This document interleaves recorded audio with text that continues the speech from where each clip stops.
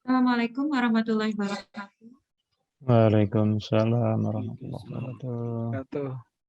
Selamat siang dan salam sejahtera bagi kita semua. Yang terhormat pada Bapak Profesor Siono selaku Wakil Rektor Bidang Akademik UNJ, yang terhormat Bapak Jafar Amiruddin selaku Manajer SFD, yang terhormat Pak Agung Premono, Ketua Tim Beasiswa, serta Pak Firdaus, rekan pengelola tim beasiswa, dan rekan-rekan dosen penerima beasiswa SFD UNJ. Puji dan syukur, marilah kita panjatkan kehadirat Allah Subhanahu wa Ta'ala, karena berkat perkenannya kita dapat kembali bertatap maya dalam keadaan sehat walafiat, tentunya di acara public lecture seri ke-12. Sebelum kita mulai acara ini, marilah kita sama-sama menyanyikan lagu Indonesia Raya yang dilanjutkan dengan himne UNJ. Kepada tim host, dipersilakan.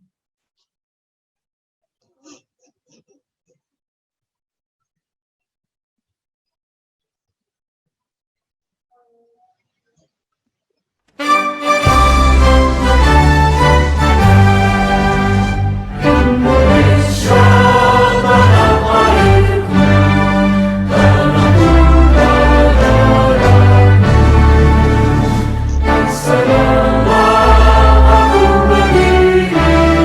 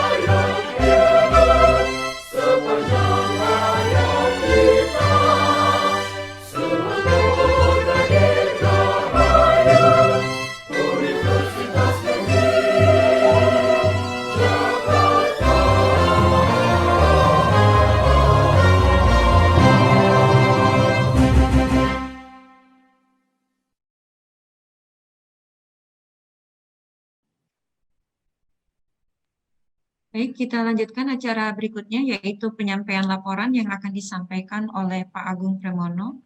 Pada Pak Agung dipersilakan. Ya, terima kasih Bu Vera. Bismillahirrahmanirrahim. Assalamualaikum warahmatullahi wabarakatuh. Yang sama-sama kita hormati Bapak Wakil Rektor 1 Universitas Jakarta, Profesor Dr. Suyono MSI,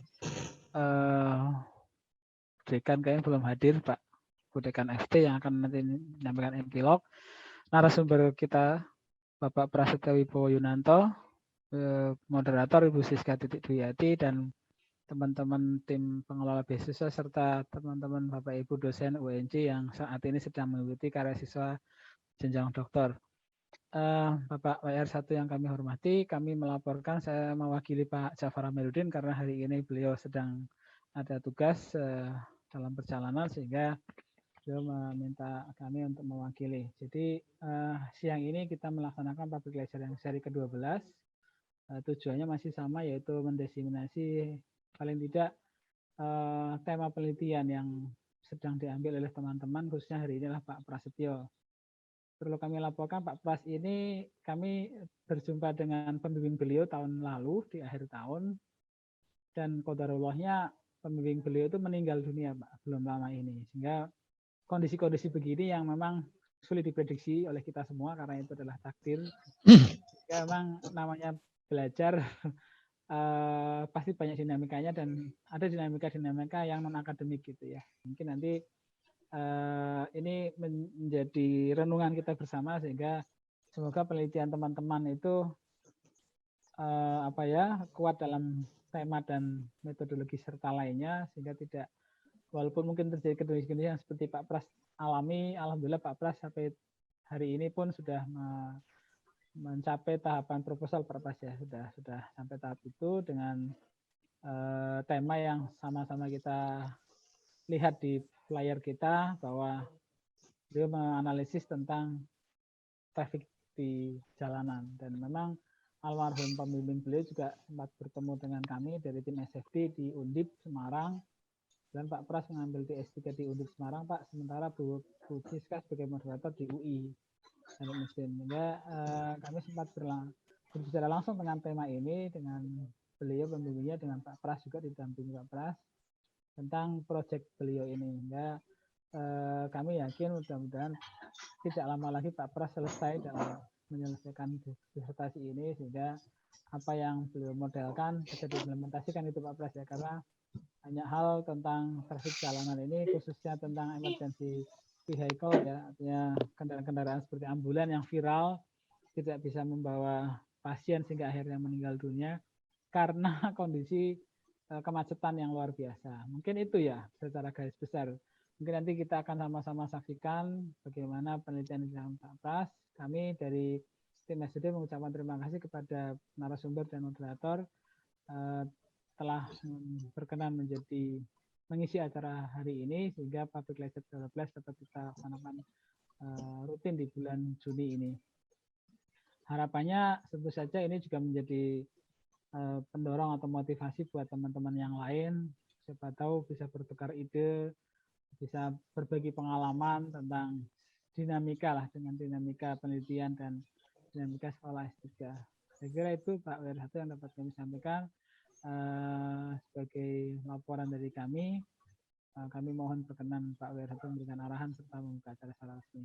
Demikian Bu Vera dapat sampaikan. Terima kasih. Assalamualaikum warahmatullahi wabarakatuh. Waalaikumsalam warahmatullahi wabarakatuh. Baik, kita lanjutkan acara berikutnya, yaitu sambutan dari Profesor Suyono sekaligus membuka acara public lecture seri ke-12 ini. Kepada Profesor Suyono dipersilakan. Terima kasih Bu Vera. Bismillahirrahmanirrahim. Assalamualaikum warahmatullahi wabarakatuh. Selamat siang yang di Indonesia. Kalau ada yang di Eropa enggak ini? Kalau ada di Eropa selamat pagi ya. Kalau yang di Australia mungkin selamat sore atau selamat ya sore sepertinya.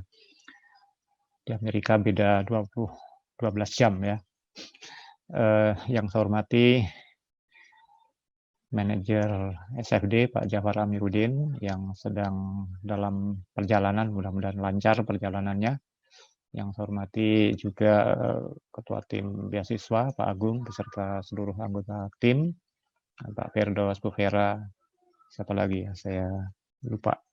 Dan juga Bapak Ibu dosen penerima beasiswa SFD baik yang studi di dalam negeri maupun di luar negeri, dan seluruh pendukung acara ini. Pertama kita selalu panjatkan puji syukur kepada Allah Subhanahu wa taala atas nikmat dan karunia-Nya sehingga kita bisa kembali bertemu pada hari ini secara daring untuk public lecture yang ke-12 ya. Sudah banyak ya kita lakukan public lecture ini, dan ini salah satu acara yang positif, suatu suasana akademik yang bagus yang tentu terus ke depan perlu kita lakukan ya, terutama ya ini dalam konteks dengan SFD gitu, agar Bapak Ibu yang studi lanjut bisa lulus sesuai dengan waktu yang direncanakan. Terima kasih kami sampaikan kepada Bapak Ibu semua yang telah memenuhi undangan public lecture pada siang hari ini. Terima kasih khusus kami sampaikan kepada Pak Pras ya sebagai narasumber hari ini. Topiknya sangat menarik saya kira, dan juga kepada moderator Ibu Siska Wiyati ya, terima kasih yang telah bersedia untuk menjadi moderator. Bapak Ibu yang saya hormati, sedikit saya ingin menyampaikan pertama untuk motivasi pertama dulu, bahwa kita studi lanjut ini, Bapak Ibu berstudi lanjut ini banyak pihak yang berharap. Yang pertama tentu Bapak Ibu sendiri ya, ingin sukses, ingin meraih gelar akademik tertinggi, gelar doktor gitu. Kesuksesan Bapak Ibu akan menjadi kebahagiaan bagi banyak pihak, bagi keluarga, Bapak Ibu yang sudah punya anak-anak, mungkin anak-anak pun pasti akan merasakan kebahagiaan. Ya, saya mengalami, saya juga dulu juga sama seperti Bapak Ibu itu studi lanjut mendapat beasiswa. Ketika masih punya anak kecil, mereka bisa, kita tahu ekspresi kegembiraan anak-anak ketika sukses, dan juga tentu lembaga ya, UNJ ini juga sangat senang, bahagia apabila Bapak Ibu sukses, sehingga kami dalam kesempatan ini selalu memotivasi agar Bapak Ibu terus punya semangat untuk bisa melaksanakan studi dengan baik. Biasa di dalam pelaksanaan studi ini kadang-kadang ada kendala yang bisa saja menghambat, tetapi harapannya ketika ada kendala-kendala tidak kemudian berlarut-larut menjadikan kita kemudian tidak produktif. Kita harus terus semangat gitu. Yang dialami Pak Pras itu tadi tentu sesuatu yang tidak kita harapkan, tapi saya kira Pak Pras ada solusi ya untuk bagaimana mendapatkan pembimbing yang harapannya lebih baik. Saya juga pernah punya ada kasus itu di teman saya ketika studi lanjut itu di Belanda gitu. Jadi pembimbingnya itu, promotor utamanya waktu itu mengajukan untuk menjadi full profesor di satu grup research. Kalau di tempat saya kuliah kan satu grup research hanya boleh satu full profesor gitu, yang lainnya associate profesor. Nah, si pembimbing teman saya ini berharap untuk bisa naik menjadi full profesor, memimpin grup research, tapi ya setelah berproses akhirnya tidak berhasil gitu, singkat cerita gitu. Dan setelah itu mengundurkan diri, keluar dari dari dosen gitu, sehingga otomatis teman saya itu ditinggalkan promotornya gitu ya. Ya, tapi saya kira perguruan tinggi tempat belajar tentu juga punya punya regulasi, punya perhatian ya, dan akhirnya juga bisa dicarikan promotor lain yang akhirnya toh bisa sukses. Yang Pak Pras alami saya kira ya kurang lebih mirip, bahkan mungkin kalau ini kan bisa dimaklumi lah meninggal dunia, apalagi meninggal dunia kan kita nggak bisa apa-apa. Kalau yang tadi kasus teman saya karena nggak bisa jadi full profesor kemudian keluar gitu, meninggalkan bimbingannya gitu, itu kan sangat disayangkan gitu. Tuh yang berikutnya tentu dalam forum public lectures seperti sekarang ini nanti Pak Pras bisa menyampaikan progres risetnya, dan saya yakin akan bisa memberikan inspirasi ya bagi teman-teman yang lain untuk bisa nanti lebih baik lagi di dalam melakukan riset, sehingga bisa menjadikan studinya berjalan dengan lebih lancar gitu. topiknya Pak Pras ini model navigasi emergency vehicle berdasarkan rute tercepat dan pembatasan kelas jalur. Tadi Pak Agung sudah sedikit mengulas. Nah, pemodelan. Kebetulan saya bidangnya juga pemodelan ini Pak Pras, agak mirip gitu. Pemodelan ini memang menarik juga ini, menantang juga gitu ya. Kalau kita memodelkan suatu fenomena, kalau kita memodelkan dengan asumsi yang sangat banyak gitu, dan kalau asumsinya sangat banyak, biasanya tidak sesuai dengan realitas, tapi analisisnya mudah atau bisa sangat mudah. Ya. Nah, kalau asumsinya sedikit, mendekati realita, itu analisisnya menjadi susah gitu. Dan biasanya pengembangan model itu adalah diawali dengan membuat asumsi yang banyak, yang mudah dulu. Nanti setelah yang mudah bisa, asumsinya diperlemah, dikurangi sehingga menjadi realitas, mendekati realitas, dan biasanya itu menjadi lebih sulit, tapi menjadi menantang. Dan kalau kita bisa mendapatkan sesuatu, tentu itu menjadi temuan yang biasanya publishable gitu ya. Dan topik ini nampaknya bisa dimodelkan secara deterministik maupun secara probabilistik ya. Kalau saya bilang pemodelan secara probabilistik itu biasanya agak lebih kompleks. Saya nggak tahu yang bidangnya Pak Pras ini, tapi saya kira pemodelan ini sesuatu yang sangat menarik, dan biasanya kalau kita mau memvalidasi hasil kita benar atau tidak, itu biasanya kita kembalikan gitu kepada bagaimana kalau model itu di variabel-variabelnya kita buat konstan gitu. Kalau kita ambil variabel yang bervariasi, maka kita ambil rata-rata variasi tersebut, kita ambil variabel konstannya, rata-ratanya, variabelnya dianggap konstan, itu menjadi sesuatu yang tidak real, tapi biasanya itu bisa dipakai sebagai cara untuk kita memvalidasi hasil yang kita peroleh. Itu sedikit ya tentang pemodelan. Bapak Ibu mungkin juga ada yang pemodelan, dan saya kira juga lebih paham tentang hal tersebut.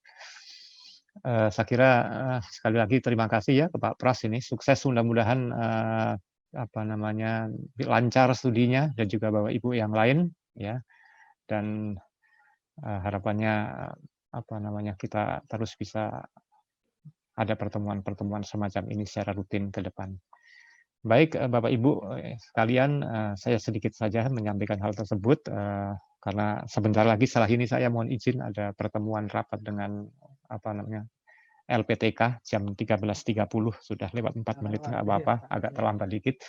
Untuk afdolnya acara kita, mari kita buka sama-sama dengan baca basmalah. Bismillahirrahmanirrahim. Demikian, kurang lebihnya mohon maaf. Assalamualaikum warahmatullahi wabarakatuh. Waalaikumsalam warahmatullahi wabarakatuh. Dan saya langsung mohon izin ya Pak Agung, Bu Vera, Bapak Ibu semuanya, mau bergabung ke Zoom yang lain. Terima kasih Pak Wer. Baik, kita lanjutkan ke acara inti, yaitu public lecture ke-12 dengan tema model navigasi emergency vehicle berdasarkan rute tercepat dan pembatasan kelas jalur. Untuk narasumber di kegiatan kali ini adalah Bapak Prasetyo Wibowo Yunanto. Beliau adalah dosen Prodi Sistem dan Teknologi Informasi Fakultas Teknik UNJ, yang saat ini menempuh studi S3 di Prodi Sistem Informasi di Universitas Diponegoro. Untuk acara ini akan dipandu oleh moderator Ibu Siska Dwiyati. Beliau adalah dosen Prodi Pendidikan Teknik Mesin FTUNJ yang saat ini sedang melanjutkan studi S3 Prodi Teknik Mesin di Universitas Indonesia. Kepada Bapak Prasetyo dan Bu Siska dipersilahkan. Baik, terima kasih Bu Vera atas kesempatannya. Assalamualaikum warahmatullahi wabarakatuh. Salam sejahtera bagi kita semua. Yang terhormat Wakil Rektor 1 Universitas Negeri Jakarta, Bapak Profesor Dr. Suyono yang sudah meninggalkan Zoom ini. Yang terhormat Manajer Saudi Fund Development, Bapak Jafar Amiruddin. Yang terhormat Bapak Dr. Agung Pramono sebagai Ketua Tim Beasiswa SFD dan timnya. Narasumber kita dalam acara public lecture hari ini, Bapak Prasetyo Wibowo Yunanto, Master of Engineering, Bapak Ibu dosen UNJ penerima beasiswa Saudi Fund Development, dan semua peserta public lecture hari ini yang berbahagia. Adapun tema public lecture kali ini adalah model navigasi emergency vehicle berdasarkan rute tercepat dan pembatasan kelas jalur. Tema ini cukup menarik karena seperti kita ketahui jika dibutuhkan, maka masyarakat itu menginginkan sebisa mungkin untuk mendapatkan layanan akan emergency vehicle seperti ambulan, pemadam kebakaran, dan polisi itu secepat mungkin, sesingkat mungkin. Namun kendala kemacetan seperti halnya di Jakarta ini akan menjadi masalah yang sulit dihindari, sehingga tema yang kali ini akan disampaikan Pak Prasetyo itu sangat menarik untuk kita simak bersama. Adapun Pak Prasetyo Wibowo merupakan dosen Prodi Sistem dan Teknologi Informasi yang saat ini sedang menempuh studi lanjut di Prodi Sistem Informasi Undip. Untuk itu, kami persilakan kepada Pak Pras untuk menyampaikan paparannya dengan mungkin waktunya 40 menit ya, Pak. Ya. Ya, bagi peserta mungkin kalau ada pertanyaan terkait dengan pemaparannya bisa sementara ditulis dulu di chat box, nanti akan dibacakan pada akhir presentasi. Terima kasih. Baik, terima kasih atas waktunya Bu Siska selaku moderator. Sebelumnya saya ucapkan terima kasih kepada yang terhormat Prof. Suyono selaku Wakil Rektor 3 yang kalau itu minggu depan itu namanya dengan BPJM kira-kira seminggu depan itu ya, saya lanjutkan. Yang tadi sudah membuka acara, Pak WR1 yang sekarang sudah meninggalkan ruangan Zoom. Selanjutnya, terima kasih juga kepada Pak Stefan Amiruddin,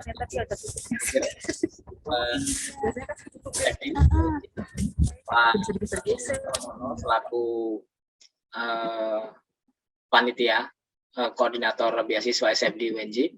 Terima kasih sekali atas kesempatan kami teman-teman dosen UNJ yang sudah diberikan kesempatan untuk studi lanjut dengan bantuan dari beasiswa SFD. Juga teman-teman tim SFD UNJ, saya ucapkan juga terima kasih atas kehadirannya kepada teman-teman dosen karya siswa SFD UNJ dan teman-teman dosen lain yang tidak bisa saya sebutkan satu persatu yang mungkin sudah hadir di sini ataupun di Zoom ataupun di YouTube ya secara streaming. Baik, tadi sudah disampaikan sedikit pembukaan oleh Pak Agung dan Bu Siska.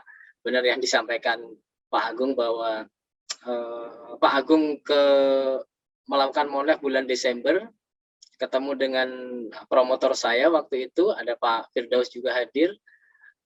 Beliau masih sangat sehat, bahkan bulan Februari beliau berpulang. Gitu. Jadi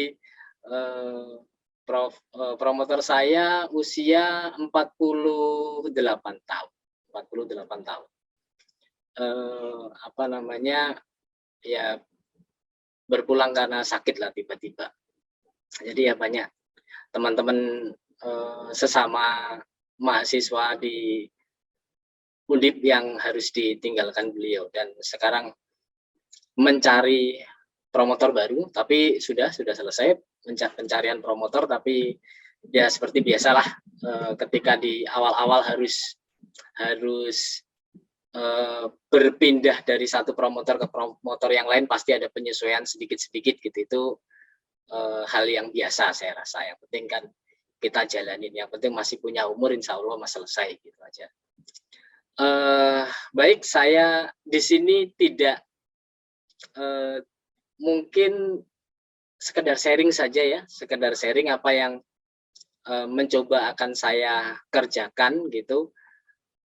jika ada kurang-kurangnya, mungkin bahkan ada teman-teman dosen yang punya ide yang agak lebih baik dari ide saya, mungkin saya sangat berterima kasih. Saya akan sangat berterima kasih menerima masukan-masukan untuk penyempurnaan riset saya. Saya izin share screen.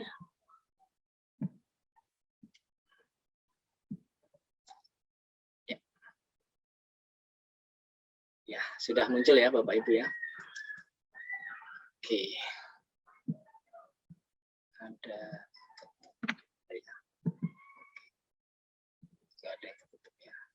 baik.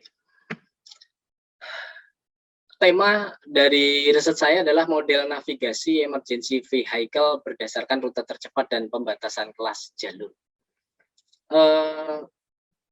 Awalnya riset saya ini adalah riset pengembangan, gitu. Mengembangkan suatu sistem. Karena saya dari jurusan atau dari rumpun teknik, begitu ya, dari rumpun teknik yang terbiasa membuat penelitian itu adalah penelitian pengembangan, entah itu pengembangan alat atau pengembangan software, begitu. Maka awalnya penelitian saya adalah ke arah sana, membuat alat dan juga didukung dengan softwarenya. Tapi atas beberapa masukan dari promotor, kopromotor, dan teman-teman yang lain, diarahkan untuk mengembangkan model saja. Model ini tadi sudah disinggung juga oleh Pak WR1, Prof. Suyono, bahwa model itu lebih banyak ke analisis nantinya. Dengan data yang sangat banyak, nanti kita akan menghasilkan suatu model yang bisa diterapkan di di kondisi yang real dengan adanya data-data. Nah, latar belakangnya apa sih? Kenapa kok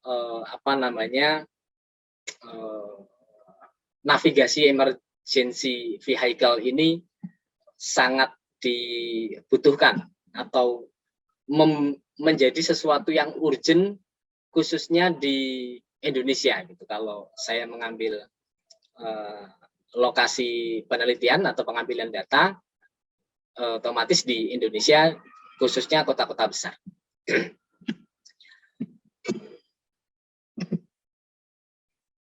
Ya. Yang pertama, latar belakangnya adalah karena adanya pertumbuhan kendaraan. Jadi semakin hari atau semakin kemari, pertumbuhan kendaraan itu semakin banyak. Bahkan di tahun 2040 menurut Smith 2016 untuk mobil hampir 2 kali lipat dari 1 miliar menjadi 2 miliar, 1,1 miliar menjadi 2 miliar. Untuk jumlah truk atau truk itu sekitar 377 juta, di 2040 akan meningkat menjadi 790 juta. Dan dengan penerbangan jumlah penumpang kilometer gitu, itu juga akan meningkat 2 kali lipat.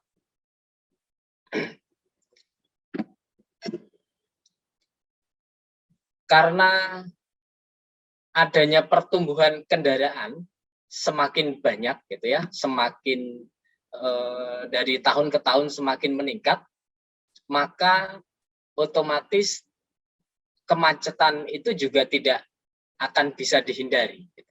Kemacetan lalu lintas menjadi sesuatu yang tidak mungkin dihindari. Karena bagaimanapun juga pembangunan infrastruktur jalan itu hampir tidak mengejar pertambahan jumlah kendaraan hampir di seluruh dunia, khususnya di negara berkembang. dari data TomTom Traffic Index, kota-kota paling macet di dunia, Jakarta itu di tahun 2018 menempati urutan ke-7. Sudah ada penurunan sekitar 8% gitu, dari tahun sebelumnya.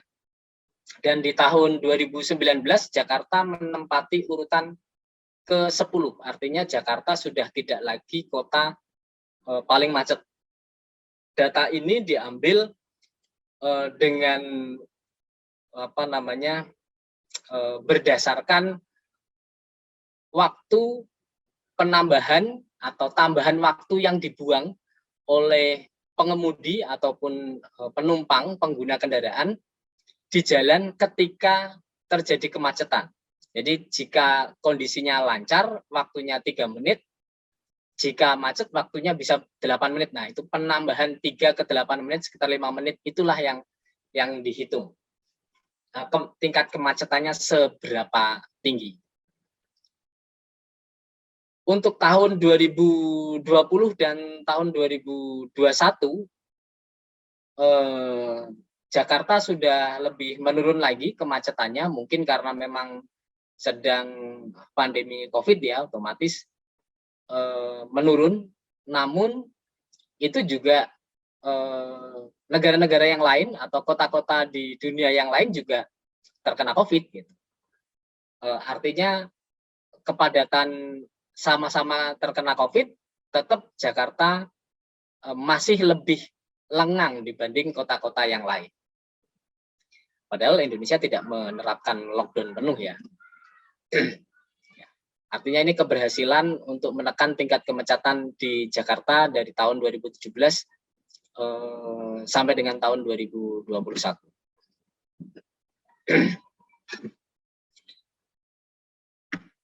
Di sisi lain, berdasarkan data INRIX Global Scorecard dan Rec Transfer, tahun 2016 dan 2017, Jakarta itu berada di urutan 19 tahun 2016 dan berada di urutan 12 di tahun 2017.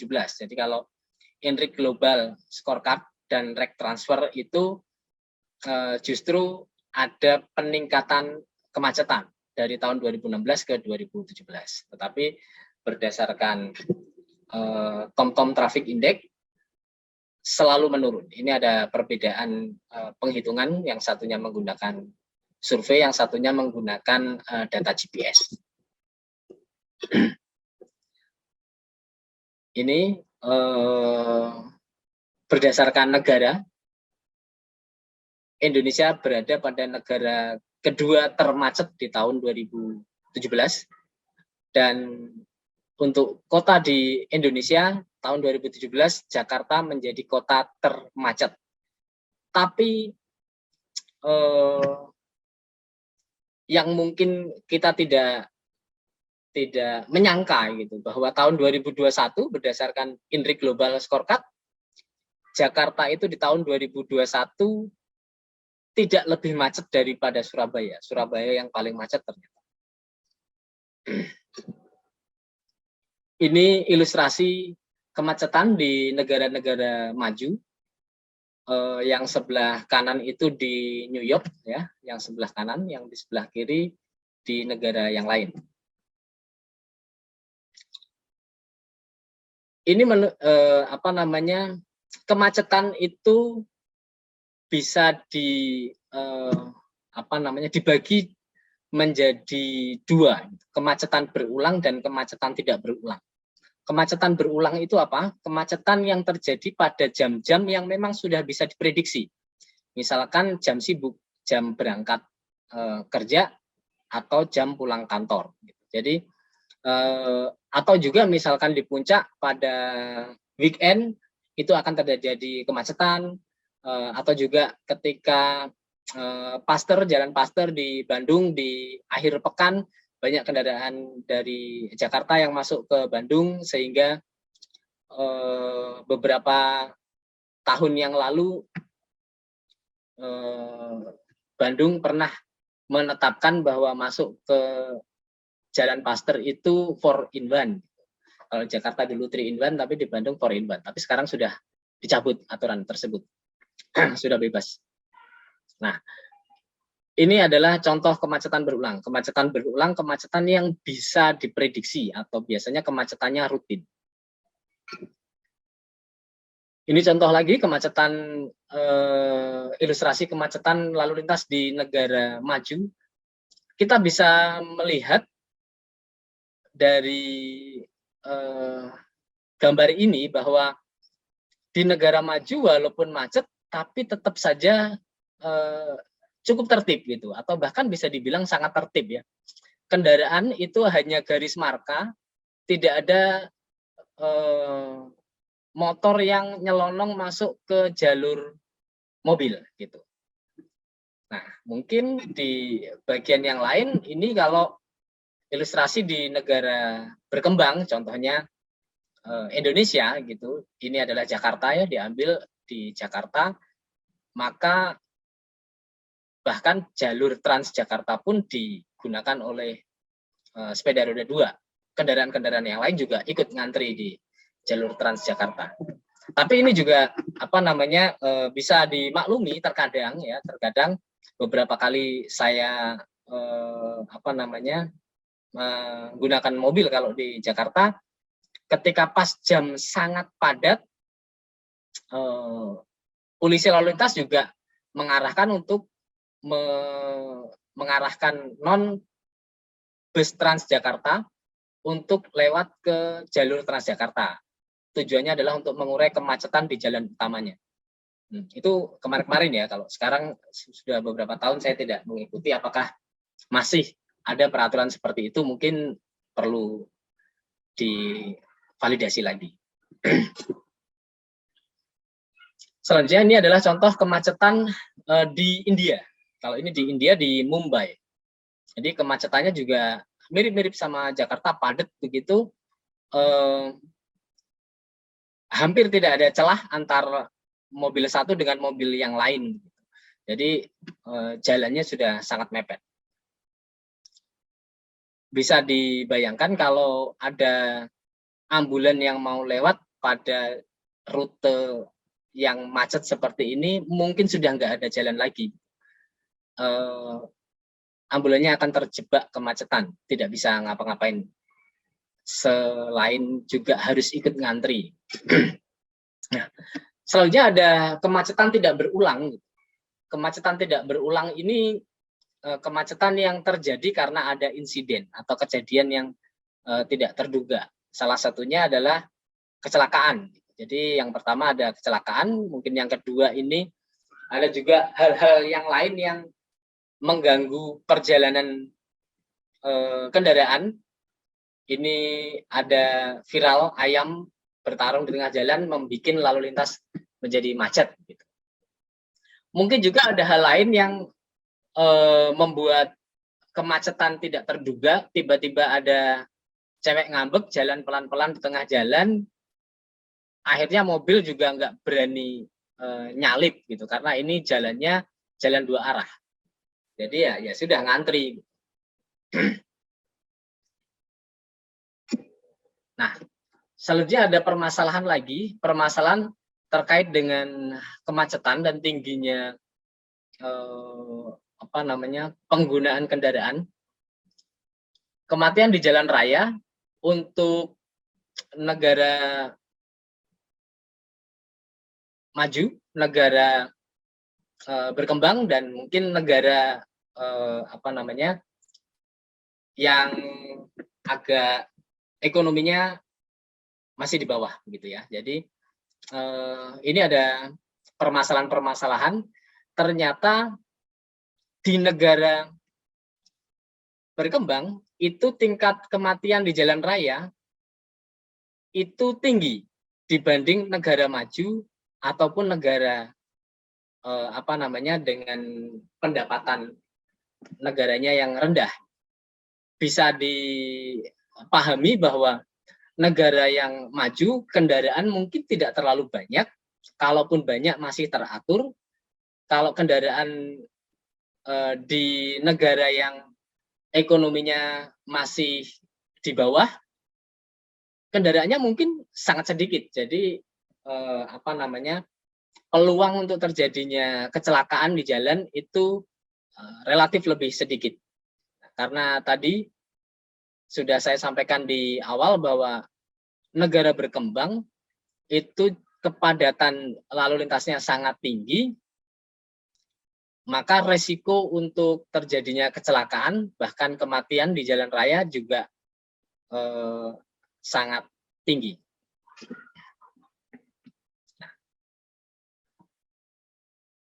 Berdasarkan penelitian dari Nelor dan Hanke tahun 2016, populasi kendaraan meningkatkan waktu tanggap kendaraan darurat dan waktu kedatangan ambulan ke lokasi darurat. Seperti ilustrasi yang saya tampilkan, bahwa ketika terjadi kemacetan, kepadatan, maka otomatis ambulan akan sangat mungkin terjebak di dalam kemacetan. Kalau ambulan sudah terjebak di dalam kemacetan, maka waktu tanggap darurat atau waktu tempuh, waktu tanggap darurat itu dihitung dari waktu ketika ada panggilan darurat. Misalkan ada yang sakit, terus ngontak ambulan, terus ambulannya nerima, berangkat ke lokasi, misalkan jemput di rumah, sampai balik lagi ke rumah sakit. Nah, itulah waktu tanggap darurat. Itu otomatis kalau terjadi kemacetan, maka waktu tanggap daruratnya akan semakin panjang. Nah,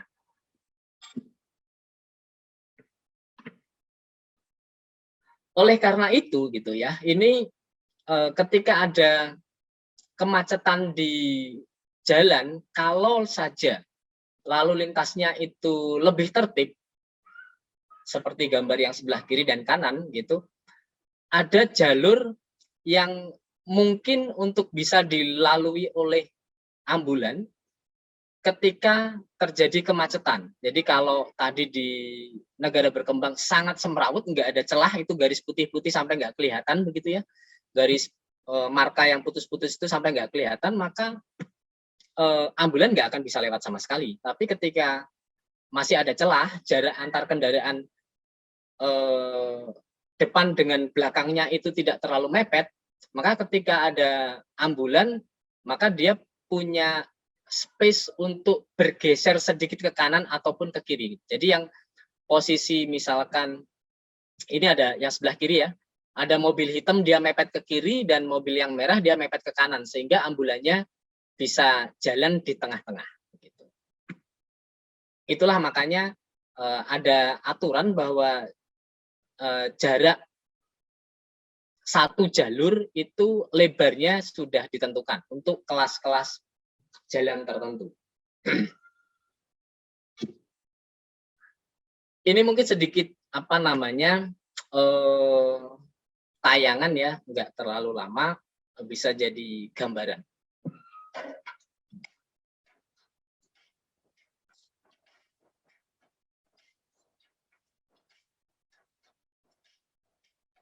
Ya, di sini ada tayangan bahwa polisi melakukan penilangan atau penindakan kepada orang yang melakukan escort ambulan atau mengawal ambulan. Secara undang-undang memang tidak dibenarkan gitu. Yang memiliki atau yang diizinkan untuk melakukan pengawalan hanyalah polisi.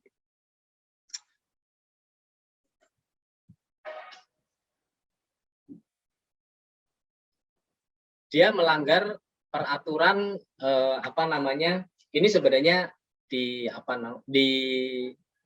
videonya ini salah.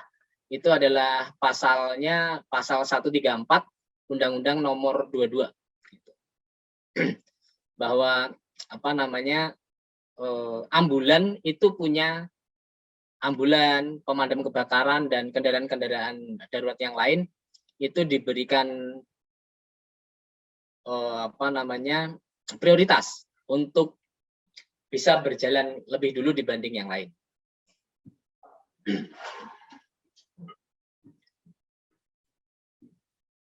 masih oke, hanya menilang, tapi mungkin bisa dilihat di sini. Ini suaranya kayaknya nggak masuk ya. Tapi nggak apa-apa, saya ini aja. Nah, tadi masih lumayan gitu, hanya nilang. Tapi ini polisi dikasih tahu sama masyarakat bahwa ada ambulan, tapi polisinya tetap aja santai-santai. Santai, ini ada ambulan, bisa diperhatikan. Polisinya cuek saja. Gitu. Kalau tadi polisi nilang, malah ini polisinya membiarkan ambulan tertahan. Nggak tahu alasannya apa. Nah, sampai dikomentarin sama ini, tetap saja polisinya cuek-cuek aja. Itu pun masih lumayan, gitu ya. Polisi masih membiarkan, bahkan menahan ambulan untuk tidak berjalan. Ini malah ada polisi yang merasa bising gitu ya, dengan suara sirine dari ambulan, dia berantem sama sopirnya.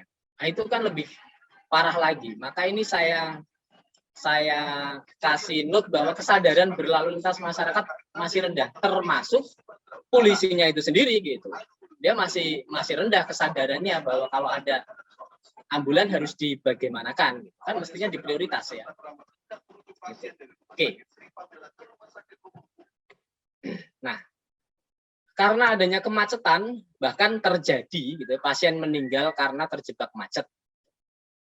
Berkurangnya waktu respons sebesar 1 menit dapat mengurangi kelangsungan hidup pasien dengan serangan jantung mendadak sebesar 24%, menurut penelitian Nelor dan Han 2016.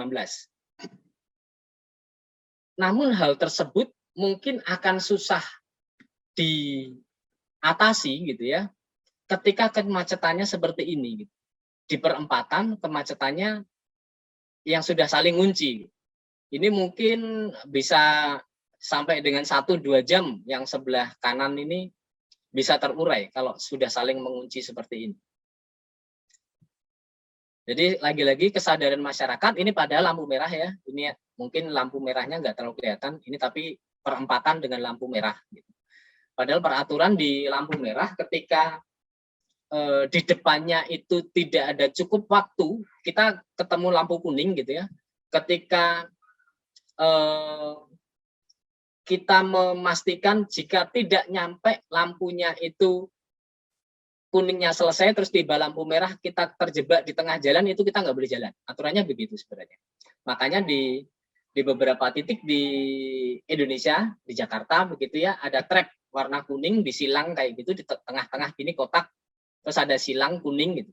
Itu sebenarnya untuk memperhitungkan ketika pada posisi lampu kuning terus menuju merah dan kendaraan itu belum tidak memungkinkan untuk menyeberang sampai dengan sisi yang berikutnya, itu mendingan diam walaupun kuning. Bahkan kalaupun dia dapat lampu hijau tetapi nggak akan nyampe tuh gitu, ya tetap aja nggak boleh jalan.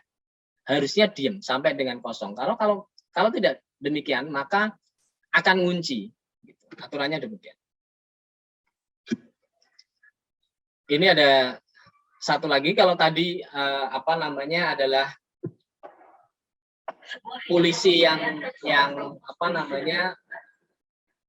tingkat kesadarannya rendah gitu. Nah, ini polisi dengan tingkat kesadaran yang tinggi. Ini polisi patwal yang tidak harus mengawal ambulan, tapi ada ambulan dia bersedia untuk mengawal. Bersedia mengawal dengan inisiatif sendiri. Pas kebetulan lewat, ada ambulan, dia berusaha untuk mengawal sampai titiknya cukup lancar, akhirnya dia lepas.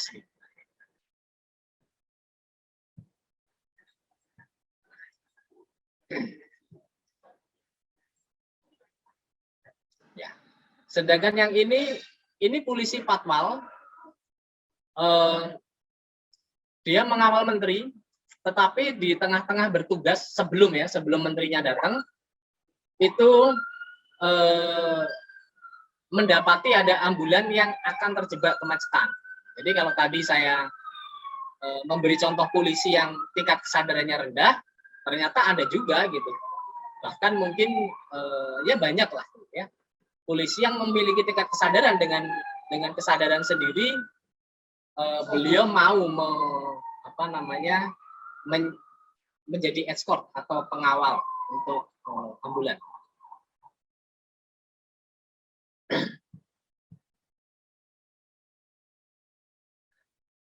Hal tersebut ya, walaupun dikawal dan sebagainya, tetapi ketika ada kemacetan, bagaimana? Kemacetan di perempatan jalan yang tadi saya sampaikan, ini kemacetan sudah sangat mengunci, gitu ya. Sudah mengunci dari semua jalur tidak bisa jalan, ini terkunci. Terus bagaimana? Artinya pengawalan saja tidak cukup, harus ada solusi lain yang harus diatasi. Ada solusi tambahan yang harus diusulkan. Ya. Sebagian besar negara menetapkan pengaturan lampu lalu lintas tanpa mempertimbangkan kendaraan darurat seperti polisi, seperti ambulan, mobil polisi, pemadam kebakaran dan lain-lain. Jadi di sini ada contoh di Indonesia bahwa ada mobil bertabrakan dengan ambulan di lampu merah karena mobil merah ini tidak mendengar ada suara ambulan dari sisi yang lain, Seharusnya bisa dibuat suatu sistem bahwa ketika ada ambulan yang mendekat ke lampu merah, maka posisi lampu merahnya dikondisikan menjadi menyala hijau dan kondisi yang lain, sisi yang lain dibuat menjadi merah seperti itu. Jadi hal tersebut mau tidak mau harus dilakukan. Soalnya kalau tidak, ambulan tetap akan terjebak di lampu merah.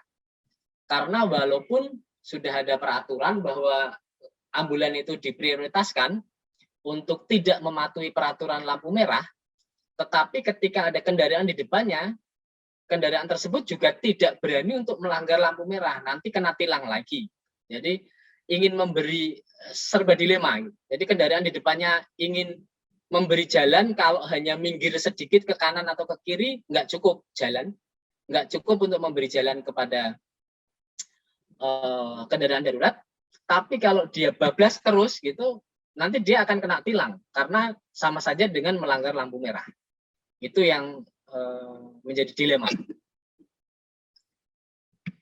Ini ada contoh lain, ambulan bertabrakan dengan pemadam kebakaran juga di lampu merah. Jadi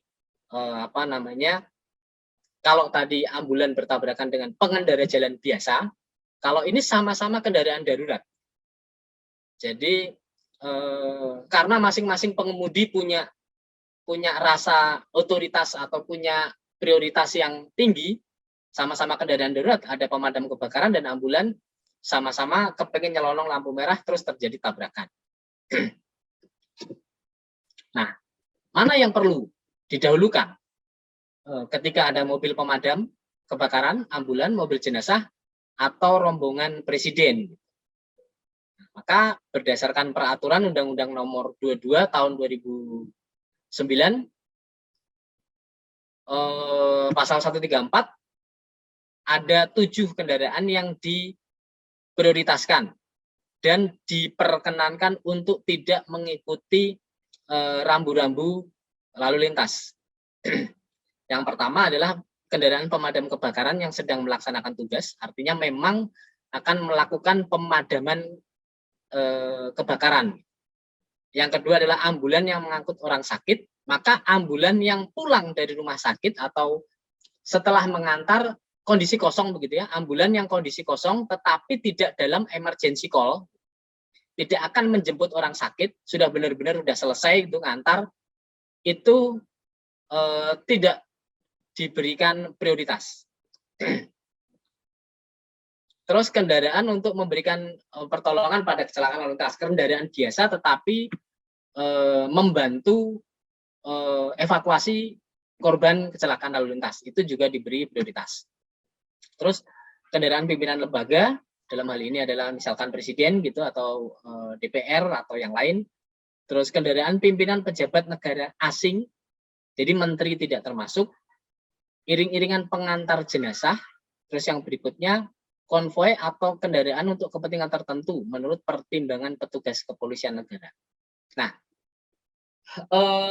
Ini untuk apa namanya, di dalam riset saya tambahkan bahwa polisi atau kendaraan polisi yang sedang bertugas dalam rangka penegakan hukum itu juga diberikan prioritas karena aturan di internasionalnya demikian. Walaupun mungkin di Indonesia jarang ya ada polisi ngejar penjahat gitu, jarang lah. Ada beberapa berita tapi sangat jarang. Mungkin kalau di luar negeri sering polisi kejar-kejaran dengan penjahat. Itu maksudnya. Bukan polisi patroli terus minta prioritas, tidak demikian. Tapi polisi yang memang sedang melakukan penegakan hukum. Itu diberikan prioritas juga untuk melanggar rambu-rambu lalu lintas atau lampu lalu lintas. Nah, dari beberapa latar belakang yang sudah saya paparkan tadi, maka beberapa rumusan masalahnya itu karena saya membagi kendaraan darurat itu dalam tiga hal gitu, 3 jenis. Yang pertama pemadam kebakaran, yang kedua adalah ambulan, yang ketiga polisi yang sedang melakukan penegakan hukum. Kalau mobil jenazah tidak, gitu ya, tidak saya buat prioritas karena di peraturan internasional mobil jenazah sebenarnya tidak, gitu, tidak ada aturannya untuk didahulukan. Jadi saya hanya membatasi kepada 3 hal tersebut. Nah, bagaimana caranya melakukan identifikasi adanya kendaraan darurat yang akan melintas di persimpangan? Jadi tadi ada contohnya pemadam kebakaran dengan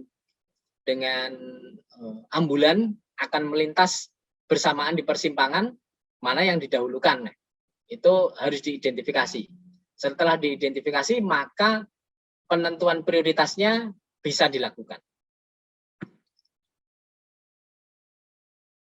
Selanjutnya ada hal yang juga tidak kalah penting karena adanya kemacetan yang berulang khususnya ya.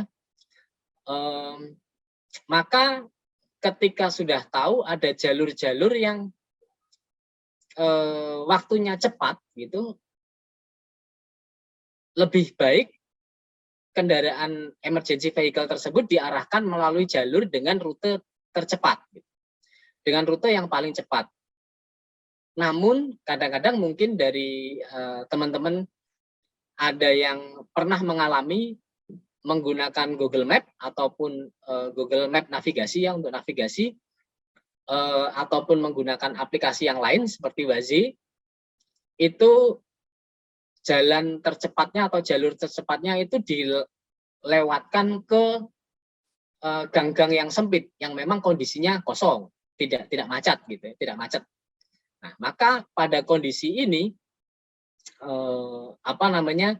jalan yang sempit dimungkinkan akan terjadi permasalahan terkait kemacetan yang tidak berulang atau kemacetan insidentil.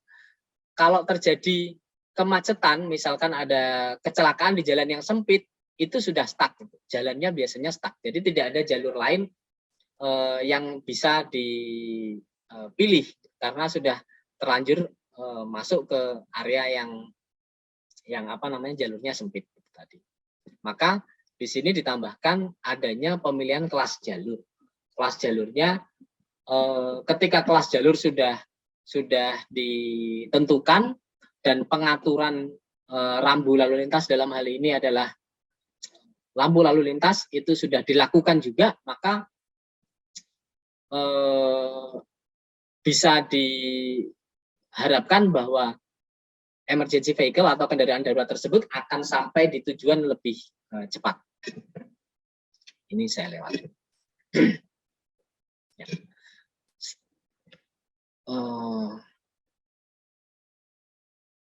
Masih berapa menit ya? 2:15 ya, mungkin sedikit lagi. Baik, selanjutnya ini mungkin saya percepat saja bahwa ada asumsi yang sudah dijadikan dasar gitu ya, bahwa standar 1710 NFPA itu di Amerika Serikat mengharuskan semua unit tiba di lokasi insiden dalam waktu 8 menit. Di Amerika mungkin sangat memungkinkan. Maksudnya 8 menit itu ketika mobil ambulan sampai ke lokasi kejadian, dalam hal ini adalah kecelakaan, balik lagi sampai dengan ke rumah sakit, itu waktunya 8 menit. Mungkin di Amerika cukup, tapi kalau di Indonesia karena rumah sakitnya sangat jauh, jadi tidak terlalu terpusat begitu ya, dan ambulan itu di Indonesia masih banyak dikelola oleh rumah sakit dan standby di rumah sakit. Nah, kalau di luar negeri ambulan ada yang ditaruh tidak di rumah sakit, tapi di kayak sentral seperti mobil pemadam kebakaran kan ada gitu ya, ada di titik mana begitu. Nah, itu di Amerika juga demikian. Kalau di Indonesia ambulan biasanya hanya dioperasikan oleh rumah sakit ataupun klinik. Selanjutnya ini yang sudah saya sampaikan ya. Pengguna jalan lain berada di depan emergency vehicle tidak berani menerobos lampu merah.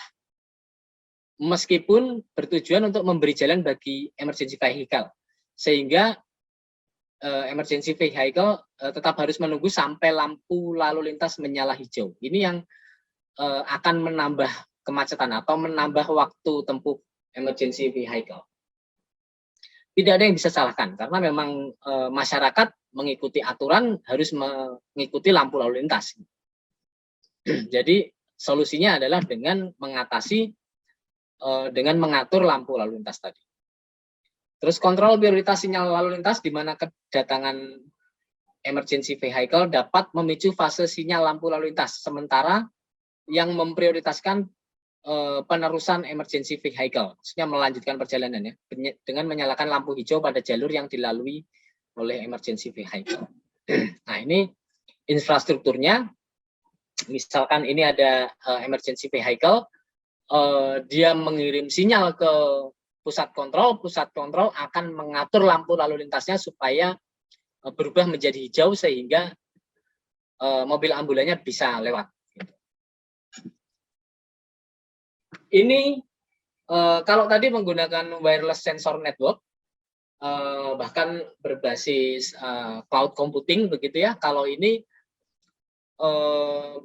menggunakan kamera pintar atau smart kamera. Jadi di perempatan dipasang kamera untuk mendeteksi adanya emergency vehicle yang akan lewat. Maka ketika dideteksi, dari mana mendeteksinya gitu. Jadi ada emergency vehicle, ada lampu strobo, ada tulisan begitu. Itu bisa digunakan teknologi tersebut untuk mendeteksi emergency vehicle. Namun untuk di Indonesia sepertinya agak sulit gitu ya memanfaatkan kamera untuk mendeteksi emergency vehicle karena pertama jenis kendaraan tidak standar. Warna kendaraan ambulan dalam hal ini ya, saya contohkan ambulan tidak standar. Ada yang warna hijau, ada yang warna merah, ada yang warna partai begitu. Ada yang dikasih doreng. Jadi tapi ada lampu strobonya di atas. Kalau hanya memanfaatkan lampu strobo itu juga terbatas. Di Indonesia paling familiar adalah merah, biru, kuning, hijau. Hijau jarang sekali, tapi ada sebenarnya di luar negeri. Nah, itu juga lampu strobonya ambulan dengan pemadam kebakaran sama-sama merah. Itu juga akan sulit dideteksi. Tapi di luar negeri ini sangat memungkinkan untuk mendeteksi emergency vehicle berdasarkan menggunakan smart camera. Ada lagi penambahan sensor suara gitu ya untuk mendeteksi suara kendaraan apakah menjauh atau mendekat menggunakan efek Doppler gitu. Jadi ditambahkan di sini. Sudah ada kamera, ada wireless sensor juga dan sensor suara. Ini algoritma optimalisasi pelacakan kendaraan darurat. Tadi saya sudah singgung, ada yang diidentifikasi tulisan, kalau memang ada tulisan, oh dia emergency vehicle, itu apa, ambulan kah atau apa gitu, maka dia akan diberi prioritas. Nah, ada kasus yang lain adalah penanganan kemacetan emergency vehicle pada jalur yang sejalur, gitu, pada yang sejalur. Yang dibuat oleh WU itu dibuat suatu sistem yang masing-masing sistem itu ada perangkat yang ditanam atau yang dibawa oleh seluruh kendaraan ini. Ada kendaraan merah, jadi seluruh kendaraan yang ada di dunia atau di satu kota gitu ya, itu diberi perangkat ketika ada ambulan yang ada di belakangnya mendekati apa namanya kendaraan merah yang paling belakang ini, dia akan diberi perintah untuk geser ke kiri karena itu jalurnya kosong. Dan yang di depannya disuruh geser ke kiri lagi gitu. Jadi ambulan itu pada penelitian ini akan mengambil jalur sebelah kanan. Nanti kendaraan yang hitam yang di tengah ini bergeser ke sebelah kiri karena di situ kosong. Jadi, tapi ini juga apa namanya akan sangat sulit untuk diterapkan di Indonesia karena memang tadi ya tertib berlalu lintasnya itu masih rendah. Sudah jelas ada peraturan aja, ada lampu-lampu lalu lintas saja masih dilanggar, apalagi kalau hanya menggunakan perangkat kayak gini gitu. Nah, ini beberapa asumsi yang harus diikuti gitu untuk penerapan sistem tadi. Ini saya lewati. Nah, selanjutnya pengaturan lampu lalu lintas dilakukan ketika berada pada jalan yang searah bisa dilakukan, katakanlah begitu. Maka untuk lebih mempercepat lagi gitu, itu sebenarnya bisa juga menggunakan navigasi seperti Google Map navigasi dan aplikasi navigasi yang lain seperti Waze dan lain-lain. Nah, algoritma yang biasa digunakan untuk sistem navigasi antara lain Dijkstra, A bintang begitu ya, A star gitu, algoritma Bell-Manford, Floyd-Warshall, algoritma genetika dan lain-lain. Berdasarkan penelitian Chan bahwa algoritma Bell-Manford lebih baik untuk sebagian besar situasi. Ini contoh jaringan transportasi saja, hitung-hitungannya nanti ada pembobotan pada garis-garisnya. Pada garis ini ada bobot jarak 1 ke 2, misalkan pembobotan ada pembobotan 3, 4 dan sebagainya. Pembobotan itu bisa diberikan dari nilai misalkan kecepatan kendaraan atau kepadatan kendaraan atau kepadatan lalu lintasnya gitu. Atau juga ada hal-hal yang lain yang ingin ditambahkan. Misalkan ada kejadian yang tidak terduga yang dilaporkan seperti yang Waze siapkan gitu ya. Kalau ada kecelakaan terus orang bisa memberi report bahwa di situ ada kecelakaan gitu. Maka nilainya nanti bisa akan semakin bertambah, akan semakin besar. Nanti baru dicari nilai yang paling kecil, itu akan menjadi rute yang akan dilalui. Nah, ini sebagai pengetahuan saja pengaturan lampu lalu lintas, bahwa tadi saya sampaikan ketika ada waktu lampu hijau gitu ya, lampu hijau menuju kuning, kuning menuju merah gitu. Ada satu masa bahwa seluruh lampu merah di perempatan, katakanlah gitu, itu pada posisi merah secara bersamaan. Itu memang demikian. Jadi secara logika kalau semuanya mengikuti peraturan lalu lintas itu tidak akan terjadi tabrakan. Tapi seringkali masyarakat itu menggunakan misalkan pada posisi hijau mau posisi kuning mau menyala merah gitu, itu masyarakat ngebut gitu aja. Nah, di sisi yang lain belum hijau sudah kuning sudah ngegas, akhirnya terjadi tabrakan. Kalau benar-benar tepat mengikuti hijau baru jalan gitu, dan kuning itu siap-siap pelan gitu ya untuk berhenti, itu tidak akan terjadi tabrakan. Ini contoh kasus untuk panjang siklusnya adalah 90 detik. Nah, ini jadi tadi saya sampaikan ada masa di mana lampu itu akan menyala merah semua. Ada istilah hijau dan hijau efektif. Hijau efektif sesungguhnya ada pada rentang yang tengah-tengah. Ada satu lagi adalah zona dilema. Zona dilema kalau kendaraan yang abu-abu tua ini itu masih mungkin untuk jalan, walaupun dia posisinya kuning dia jalan. Tetapi untuk yang abu-abu muda ini seharusnya dia tidak bisa, tidak diizinkan untuk jalan kalau dia kuning. Karena ketika dia berjalan, maka merahnya akan ketemu di tengah-tengah. Nah, itu yang seharusnya tidak dilakukan. Jadi kalau sudah kuning ya sudah siap-siap saja. Walaupun saya juga sering langgar juga, kalau kuning masih cabut juga. Tapi tidak pernah kalau belum hijau jalan gitu, belum pernah. Nah, desain penelitian saya ketika menggunakan pusat kontrol lalu lintas tadi, terus ada jaringan, ini perangkat ada yang di bagian akses point sebelah kiri ada 4 gitu, lampu merahnya ada 4 gitu.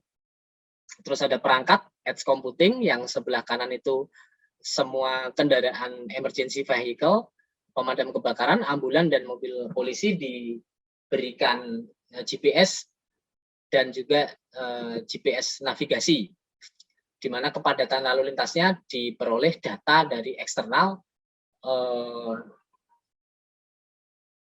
dari menggunakan cloud computing. Data eksternalnya macam-macam, bisa menggunakan data yang sudah ada berdasarkan prediksi. Jadi misalkan kita punya data kepadatan lalu lintas secara 1 tahun gitu, misalkan 1 tahun, dan itu datanya utuh dari hari Senin sampai hari Minggu dan seterusnya selama 1 tahun, tidak ada jam yang kosong, semuanya ada, terus nanti dianalisis, diprediksi setiap hari Senin jam sekian atau setiap hari Selasa jam sekian pada jalan ini itu Maaf macet. Pak Pras, mungkin 2 menit lagi ya Pak, karena waktunya sudah. Ya Bu, terima kasih Bu diingatkan. Oke, ya ini persyaratan yang tadi akan digunakan gitu ya. Kendaraan menggunakan aturan Undang-Undang Nomor 22 Tahun 2009 tentang lalu lintas angkutan jalan. Terus selanjutnya ada kecepatan optimum emergency vehicle yang diizinkan adalah 50 km per jam di dalam kota dan 80 km per jam di jalan tol. Ini mungkin ada yang belum tahu gitu. Mungkin ada yang belum tahu bahwa emergency vehicle atau ambulan gitu, kalau di jalan tol itu hanya diizinkan kecepatan maksimalnya 80 km per jam, dan kalau di dalam kota hanya diizinkan 50 km per jam. Terus kendaraan berangkat dari antrian atau di persimpangan, itu biasanya delay-nya adalah 2 detik. 2 detik baru dia jalan. Setelah lampu hijau, 2 detik kemudian baru dia ngegas. Jadi tidak tepat hijau langsung ngegas. Umumnya demikian. Waktu lampu kuning menyala berkisar antara 3 sampai 5 detik bergantung lebar jalan. Tadi saya sudah sampaikan ya, kalau lebarnya lebih lama mungkin waktu kuningnya lebih lama. Aturan jalan kendaraan digunakan, aturan kendaraan di Indonesia, kendaraan berjalan sebelah kiri, persimpangan disimulasikan, simpang 4 penomoran lajur mengikuti aturan NEMA. Ini aturan NEMA-nya 1, 2, 3, 4 sampai 8. Ini algoritma dari sistem navigasi dan pengaturan lalu lintasnya. Udah, demikian yang bisa saya share kepada Bapak Ibu Kurang dan lebihnya mohon maaf. Saya kembalikan kepada moderator, Bu Siska, silakan. Ya, terima kasih Pak Pras, pemaparan yang sangat menarik ya, karena yang namanya kemacetan tentunya tidak lepas dari fenomena yang kita hadapi sehari-hari gitu. Mungkin Bapak Ibu ada pertanyaan atau masukan terhadap presentasi atau pemaparan dari Pak Pras tadi, kami persilakan. Mungkin belum ada, mungkin saya ada pertanyaan satu Pak tadi, jadi di antara model-model persimpangan tadi, kendaraan apa, yang emergency vehicle tadi itu, yang sudah diterapkan di mana ya Pak? Maksudnya di negara mana, atau kalau di Indonesia memungkinkan yang model yang mana, dan seperti apa gitu Pak, kalau untuk aplikasinya mungkin di Jakarta atau di Indonesia paling tidak gitu? Kalau di untuk emergency vehicle ya, untuk emergency vehicle sebatas yang saya tahu mungkin baru di Amerika yang sudah diterapkan untuk emergency vehicle. Tapi itu pun kayaknya masih sebatas uji coba gitu ya. Kalau untuk pengaturan lalu lintas berdasarkan kepadatan di Indonesia sudah. Gitu. Jadi di Indonesia sudah menerapkan lalu lintas berdasarkan kepadatan. Jadi tinggal mengintegrasikan kalau ada kendaraan maka interruptnya kendaraan emergency vehicle tadi, maka interruptnya bagaimana? Sebenarnya seperti itu. Ya, baik. Mungkin sudah ada pertanyaan dari Bapak Ibu sekalian.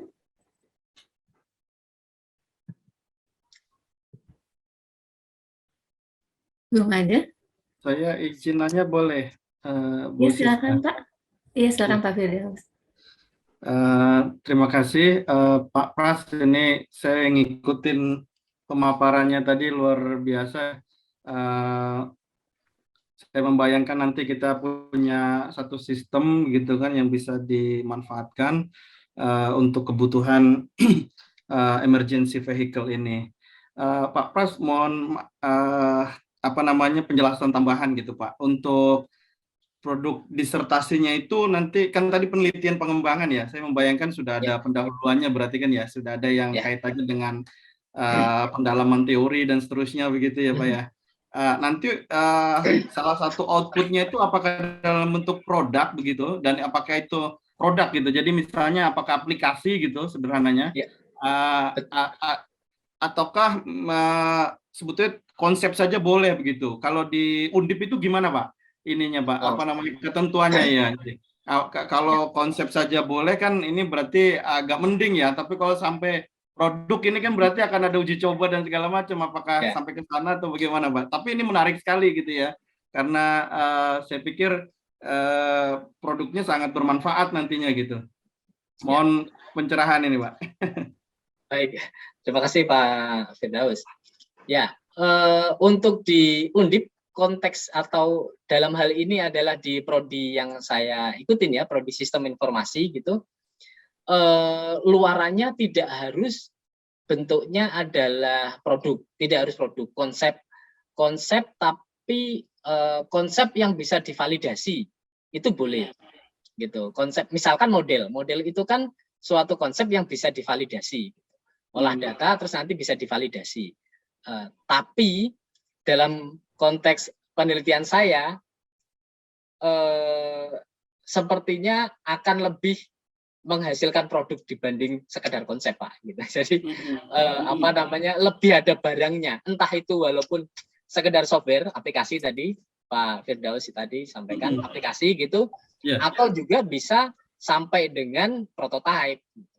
Nah, nanti tergantung arahan promotor diarahkan kemana. Tapi sebatas yang ini sementara promotor mengarahkan udah ke ini aja, ke aplikasi aja gitu, bikin software aja. Nanti tinggal kalau mau diterapkan di lapangan nanti dengan membuat prototipenya ya oke aja gitu sih. Jadi itu yang ini. Kalau teman-teman saya hanya menggunakan konsep yang divalidasi itu oke. Bahkan framework pun bisa. Tapi ini Pak ya. Saya kan karena ya Pak Firdaus kemarin kan hadir juga di Monef di kami ya di Undip. Itu kaprodinya waktu itu kan kebetulan promotor saya. Nah, promotor saya punya konsep bahwa sistem informasi itu harus begini, harus bisa diimplementasikan begini-begini, nggak mau hanya sebatas konsep begitu. Nah, apa namanya, teman-teman termasuk saya sendiri sudah punya gambaran nih, oke, berarti kayak gitu ya nanti. Nah, begitu beliau berpulang, otomatis ganti kaprodi gitu. Yang mungkin mudah-mudahan tidak terjadi di Undip, di UNJ gitu. Kalau ganti kaprodi nanti kebijakannya ganti gitu. Nah, ini ganti kaprodi, kita apa namanya, pimpinan di Undip sudah sampaikan, pokoknya kita akan mendukung kebijakannya sebelumnya yang sudah disampaikan oleh kaprodi yang sebelumnya gitu. Tapi tetap aja di tengah jalan ada berubah juga. Gitu. Cuman alhamdulillahnya kok berubahnya agak lebih ringan gitu, nggak harus, konsep aja cukup. Nah gitu. Jadi apa namanya, yang sekarang alhamdulillah agak lebih apa namanya, ya agak lebih mudah lah ya kaprodi yang sekarang gitu. Itu Pak Firdaus. Iya. Ini alhamdulillah untuk pencapaian studinya kan bisa lebih ringan begitu ya Pak Pras ya, walaupun nanti kalau jadi aplikasi juga tentu ini sangat senang. Saya membayangkan nanti Pak Jafar Amiruddin dan Pak Agung mungkin bisa merekap ini juga begitu toh, bagian dari apa namanya, luaran plusnya lah begitu. Jadi kalau beasiswa SFD-nya sendiri kan mungkin hanya di ijazah istilahnya kan sudah ini, tapi kalau bisa sampai produk itu kebanggaan luar biasa juga ini Pak, luar biasa. Yang kedua Pak, yang saya ingin tanyakan juga, ini tampaknya kan terkait dengan aspek penggunaannya ini multidimensi ya, multi bidang ilmu juga ya. Kalau teknisnya sih di engineering lah ya, di teknik begitu ya Pak ya. Seperti tadi alat-alat yang diletakkan di pemancar begitu, atau di gedung-gedung yang ini begitu, atau di mobilnya itu sendiri dengan kelengkapan algoritma tadi gitu ya Pak ya. Tapi saya membayangkan kan untuk penerapannya itu akan sangat lintas bidang begitu. Saya membayangkan kan ada kaitannya dengan otoritas jalan raya begitu ya. Ya kan, Dishub ada kaitannya dengan kepolisian mungkin sebagai juga pihak yang ini berwenang gitu. Kemudian mungkin juga terkait dengan sosial begitu ya, budaya mengemudi di kita dan seterusnya.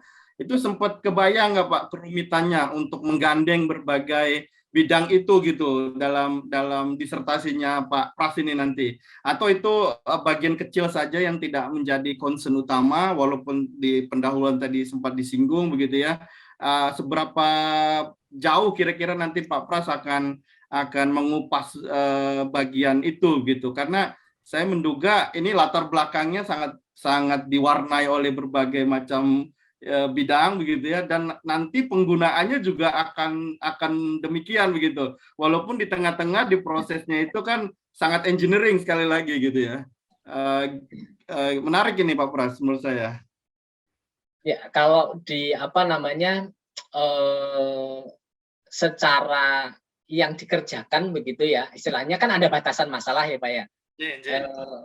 Permasalahannya banyak sebenarnya, yang bisa diselesaikan banyak gitu, tetapi apa namanya, masalah yang dibatasi yang akan diselesaikan dan dikerjakan itu memang dibatasi hanya pada pemodelan tadi gitu. Nah, kalau apa namanya, akan dikembangkan lagi, entah ya, waktu itu si promotor sampaikan ya nanti kalau kamu sudah lulus mau tambahin itu bolehlah gitu, kalau sekarang nanti nggak kelar kamu gitu. Jadi apa namanya, tapi saya tertarik dengan aspek-aspek tadi sebenarnya, aspek-aspek sosial bahkan sebenarnya gitu. Bagaimana apa namanya, kenapa sih kok masyarakat Indonesia, atau ya masyarakat Indonesia ya dalam hal ini, kok ketaatan terhadap tertib lalu lintasnya kok rendah banget gitu. Bahkan yang apa namanya, beberapa video yang saya tayangkan tadi kok bisa begitu gitu, enggak peduli banget gitu dengan adanya ambulan gitu. Nah itu kan berarti ada sesuatu yang mungkin bisa disentuh dari aspek sosial gitu. Kalau aspek teknis sudah jelas ya cara mengatasinya, tapi aspek sosial itu kayaknya sangat menarik. Makanya ketika ini kalau aspek sosial maka cenderungnya tidak ke sistem informasi, maka itu memang menjadi permasalahan tetapi bukan sesuatu yang diselesaikan. Demikian Pak Firdaus. Luar biasa. Selamat Pak Pras, nih udah kelihatan bentuknya ya, luar biasa. Terima kasih Pak Firdaus.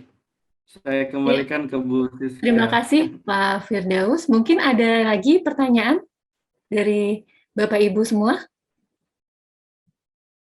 Sepertinya cukup ya. Baik, terima kasih Pak Prasetyo Wibowo atas pemaparannya yang sangat menarik, walaupun nanti pada implementasinya akan melibatkan banyak pihak dan banyak kajian-kajian berikutnya ya Pak ya, tapi ini cukup menarik dan sangat kita harapkan sebenarnya implementasinya nanti. Baik, demikian saja diskusi kali ini pada acara public lecture, kemudian akan kami kembalikan ke MC, dalam hal ini Pak Firdaus ya, Pak Firdaus ya. Baik, Ya, baik, terima kasih Pak Firdaus. Terima kasih Pak Pras atas pemaparannya. ya. Baik, terima kasih Bu Siska dan sekali lagi kepada narasumber kita. Nyuwun sewu, mohon izin Pak Pras boleh share screen-nya di Oke. off dulu. Ya. Baik, Bapak dan Ibu yang kami hormati, sampailah kita pada agenda yang keempat, yaitu pemaparan epilog. Dalam kesempatan kali ini, epilog akan disampaikan oleh Bapak Dr. Efri Sandi, MT, selaku Wakil Dekan 3 Fakultas Teknik, yang dalam kesempatan ini mewakili Ibu Dekan yang ternyata sedang ada kegiatan yang tidak dapat diwakilkan begitu. Karena itu kepada Bapak Dr. Efri Sandi MT, waktu dan tempat dipersilahkan.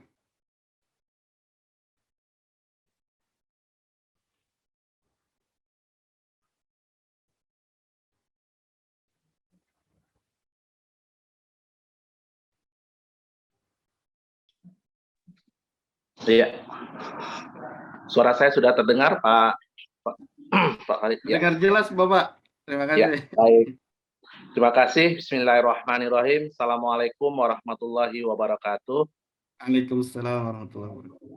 Pertama, tentu kita bersyukur kehadiran Allah Subhanahu wa taala atas segala rahmatnya. Alhamdulillah pada siang hari ini kita sudah sama-sama mendengarkan pemaparan ya dari para penerima beasiswa SFD yang pada hari ini diberi kesempatan adalah kolega kita Bapak Prasetyo Wibowo Yunanto. Selanjutnya selawat dan salam kepada junjungan kita Nabi besar Muhammad SAW. Yang kami hormati mungkin pimpinan universitas ya. Tadi ada Pak WR1 yang sudah membuka acara dan mungkin beliau ada kegiatan lain sehingga sudah meninggalkan ruangan ini. Kemudian Bapak Ibu Wakil Dekan 1 ya, tadi ada Pak Farid, Pak Wakil Dekan 1 FIS ya.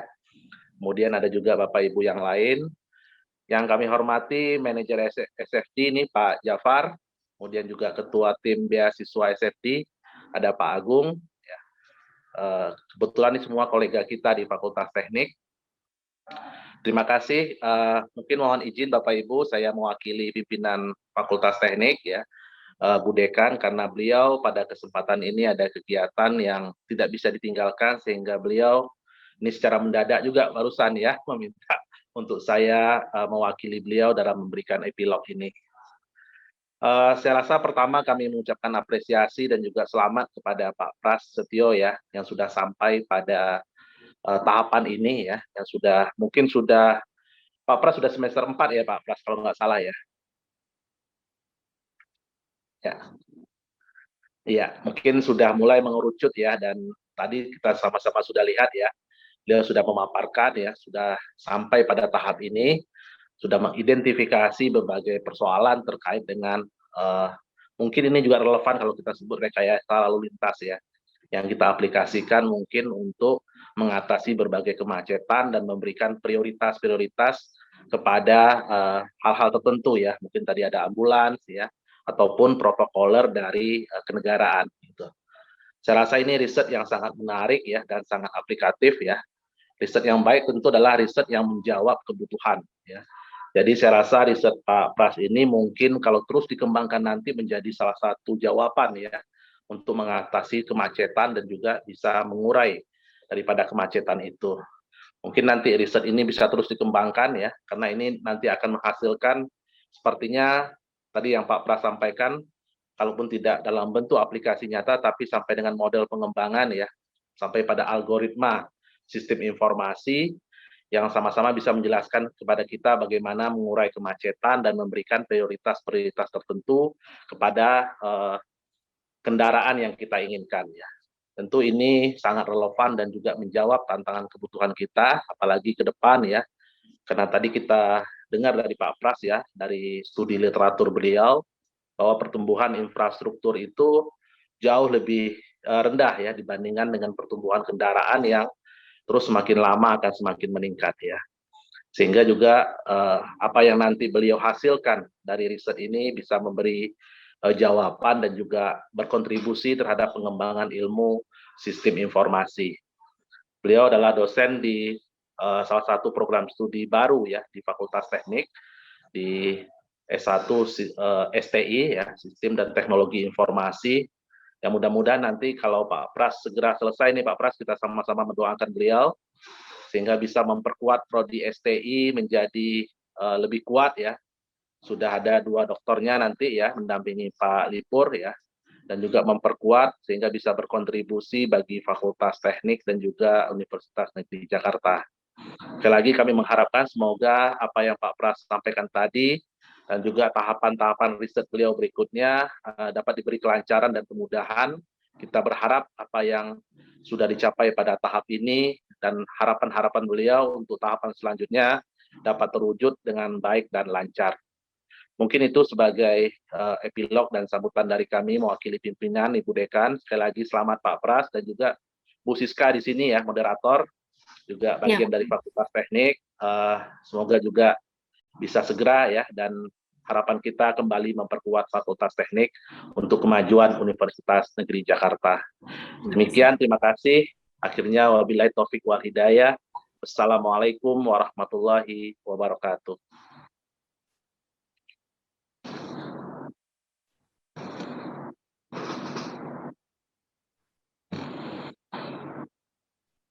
Baik, terima kasih Bapak Dr. Efri Sandi atas paparan epilognya.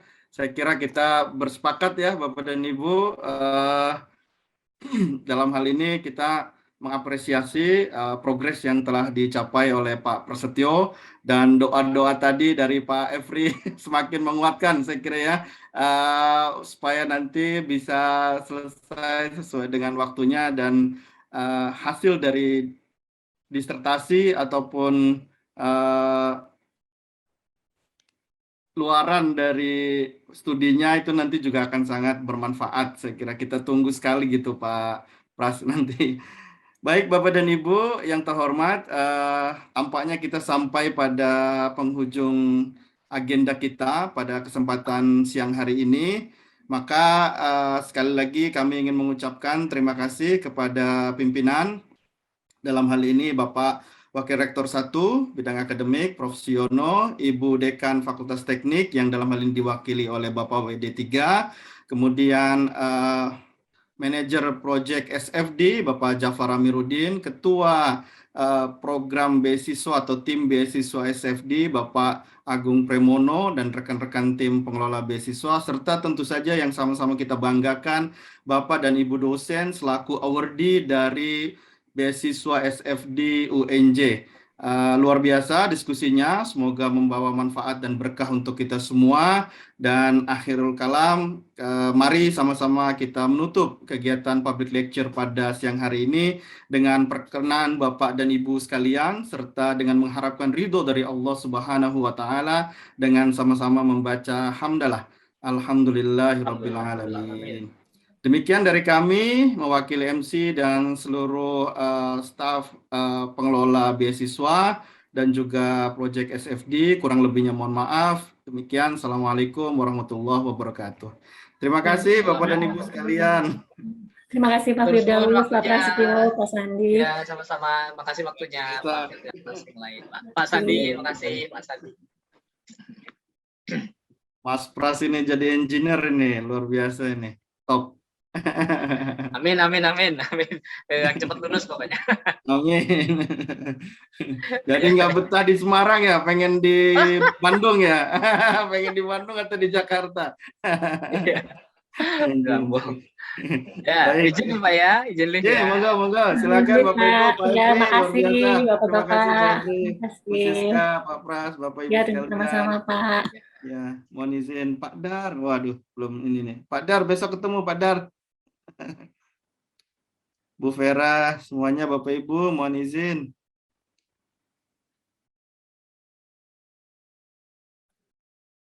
Ya baik, Bapak Ibu izin Zoom-nya saya tutup.